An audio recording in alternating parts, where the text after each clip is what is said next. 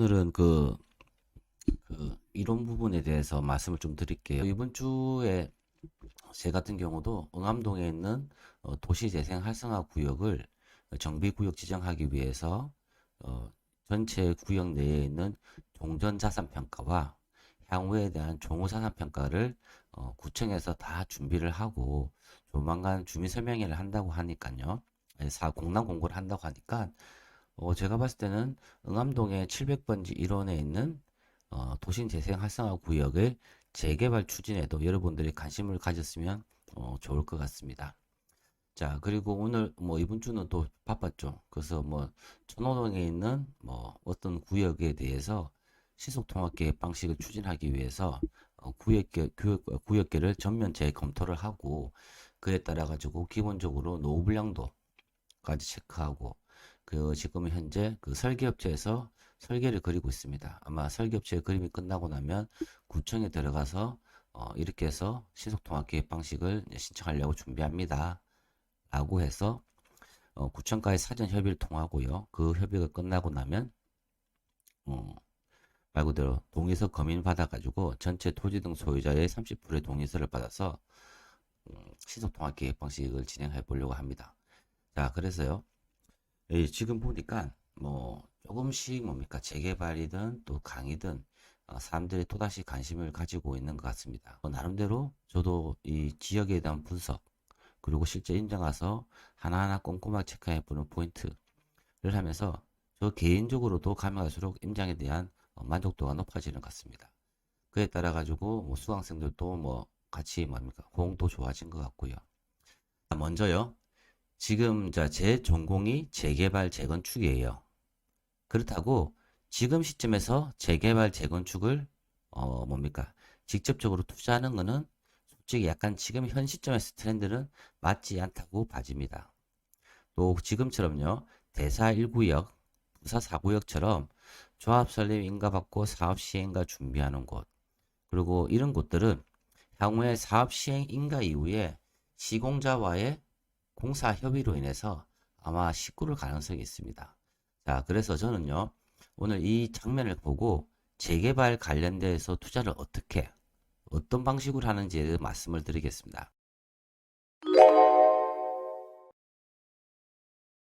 재개발 투자의 첫 번째는요, 재개발 구역 내에서 투자를 하는 방법이 있어요.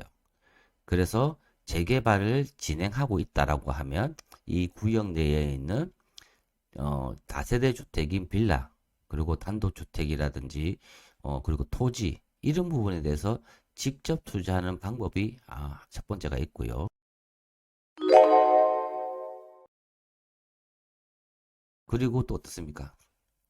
재개발, 재건축은 수익성이 나오려고 하면은 기본적인 원리가 하나 있어요. 갑자기 없다가 뭐가 생긴다. 즉, 추진위가 없다가 추진위가 생겼다. 그래서 조합 설립 동의서 진구를 몇 개월 동안 했다가 조합 설립이 없었다가 조합 설립이 되었다.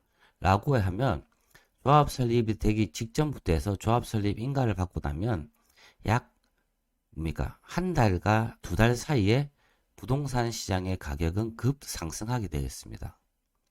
급상승하게 되어 있기 때문에 재개발 투자의 기본 원리는 뭐냐면 없다가 뭐가 생기면 짧은 급상승이 일어나고요.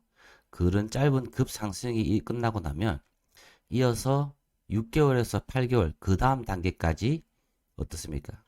긴 기다림을 가져야 되는 사업 투자가 재개발 사업이라고 보시면 돼요. 아시겠죠? 그래서 지금은 대다수가 뭐냐면 급상승하는 구역도 있겠지만은 그런 구역들은 제가 봤을 때 이번에 어디입니까? 서울에 국한한 것 같아요. 서울은 시공자 선정 시기가 예전에는 사업 시행 인가 이후에 선정하도록 되어 있던 곳을 이번에 법이 개정되면서 조합 설립 인가 이후로 시공사를 선정하게 되어 있기 때문에 어떻습니까? 말 그대로 그 서울만 아마 급상승할 여지가 있다고 봐지고 나머지 지역들은 좀 약간 뭡니까 긴 기다림에 지금 빠져 있는 상태라고 보시면 돼요. 자, 두 번째는요. 기본적으로 만약에 대사 1구역과 부사 4구역이 관리처분 인가를 받고 이주 나간다.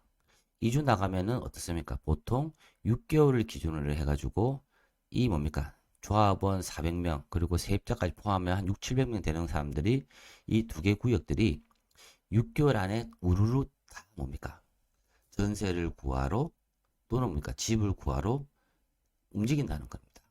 그래서 두 번째 투자법은 재개발 구역이 이주를 나가게 되면 짧은 시간 내에 이주 수요에 의해서 전세가가 일본으로 상승하게 되고요. 두 번째는 어떻습니까?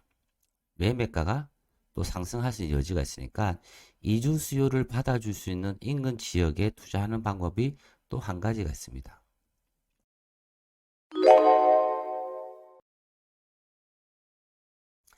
자, 세 번째는요. 그거죠.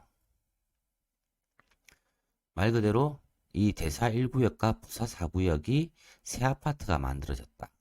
그 전까지는 여기에는 고물상하고 어디 있습니까? 고물상하고 막 점집들이 있고 낡은 주거지가 있는 곳에 그 60대에서 80대까지 어르신들 중심으로 된 주거지에서 맞죠?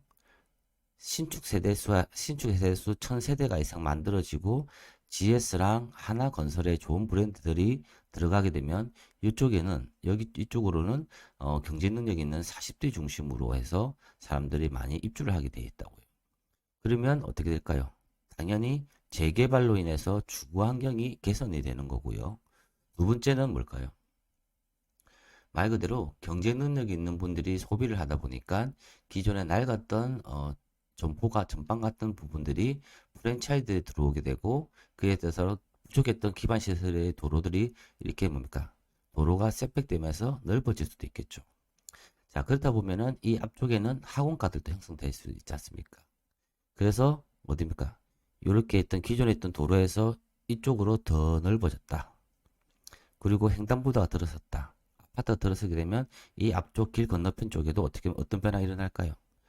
말 그대로 낡은 점포는 상가는 철거되고 새로운 상가가 형성될 수도 있고요.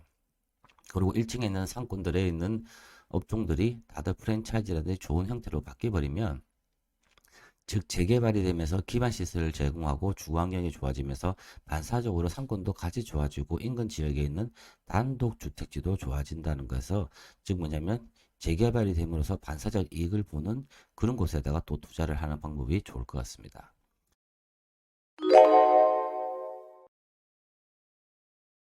그래서 지금 제가 봤을 때는 이 세 가지 중에서 제일 괜찮은 방법은 지금 재개발 재건축들이 어느 정도 성숙에 이르렀고 그리고 두 번째는 지금 부동산 경기가 안 좋다 보니까 주택, 상가 전반적으로 다들 부동산 가격이 약간 하향점에 있다고 보시면 되고요.